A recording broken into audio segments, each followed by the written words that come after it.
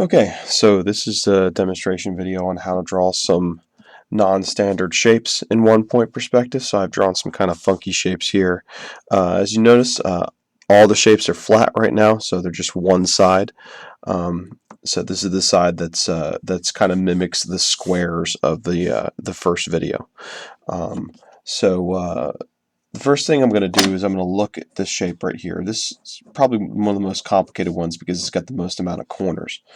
Now I'm going to put a number of orthogonals to the vanishing point based on the corners that I can see from the vanishing point. So basically what you want to do is you want to look at if there's space between the corner and the vanishing point, then you want to put an orthogonal here. So I'm looking at this top left corner, and yes, there's space between it and the vanishing point, so I'm going to put in a line, a light orthogonal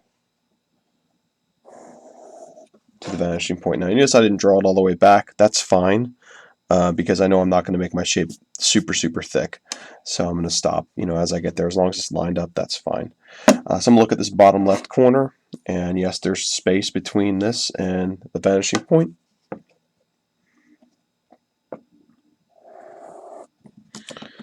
And looking at this bottom corner here, there's space between it and the vanishing point. So I'm then going to take and make another line just like this. So now I got 3 orthogonals. Now if I look at this corner, if I drew a line straight to the vanishing point, it would cut through that original shape that I drew. So I'm not going to make an orthogonal here. But here, I will. But, as you can see, it's going to stop when it hits that shape. So that's just that inside corner of that. I'm going to go from this corner here to the vanishing point. This corner here. And this corner here doesn't need it because I'd have to cut through the shape. This corner here doesn't need it because I'd have to cut through the shape again too. So I'm now going to end this shape. So the first thing I'm going to do is I'm going to start with my longest, straightest edge. And I'm going to bring a line straight down, just like that. And I'm going to stop as soon as I get to this next orthogonal that I put in. I'm going to do the same thing across the bottom here. You notice the lines are parallel, just like with the cube.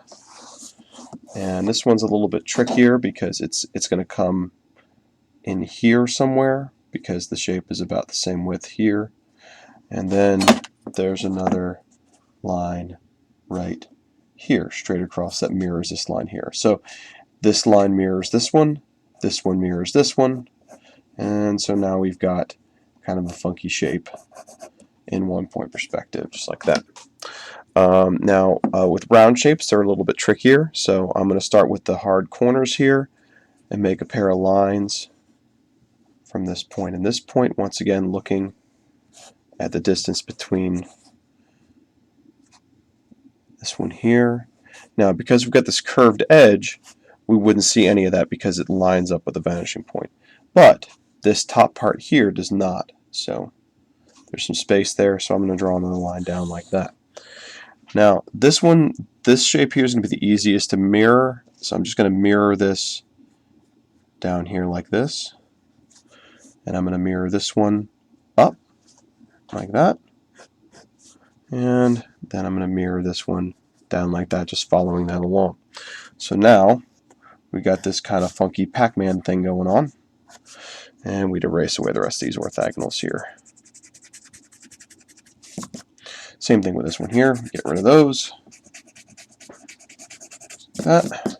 Obviously you'd want to finish erasing. So down here at the bottom, we're going to look at the points again. So this point here, there's space right there. This point here, there's space. This point here.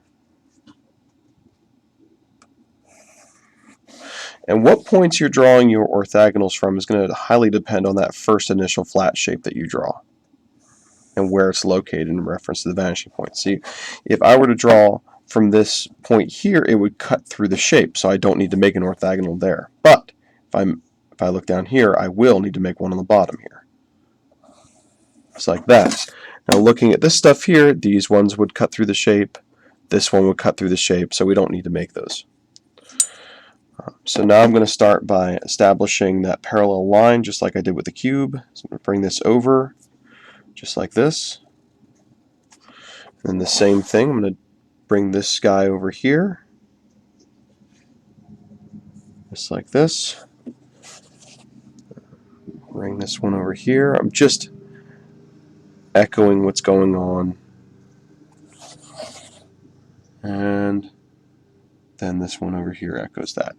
So there we have this shape here. We don't see the bottom edge of this thing because it's hidden based on the orthogonals. And the orthogonals, once again, are just lines to the vanishing point, diagonal lines to the vanishing point. Now I'm going to do this one here. As you can see, I've cut a hole in this shape, so I'm going to need to show the inside. But right now, we're going to focus on doing the outside. So I'm making an orthogonal. Now, this one kind of has a curve to it, so I got another corner there, so I'm going to make an orthogonal from that corner. And from this corner here, because there's space between vanishing point and that corner, and then this one down here at the bottom. Before I go any further, and before I start messing with this inside here, what I'm going to do is I'm going to look at these lines and what shapes they form here. So there's this one here, so that tells me that between this point and this point there needs to be another little curve, just like that one, so it's a mirror image. This one here kind of comes up and then is up like that. This one is like that, and then this one's a little bit up at an angle there. Now for the inside, I'm going to once again look at the corners as they relate to this vanishing point here. So if I look at this corner here, I should have a mark that goes to the vanishing point, and then this corner should not because it cuts through the shape. This corner should not because it cuts through the shape.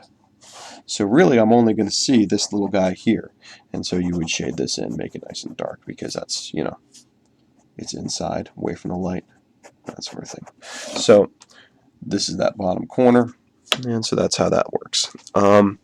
So I hope you've enjoyed this demonstration, and good luck with your own drawings.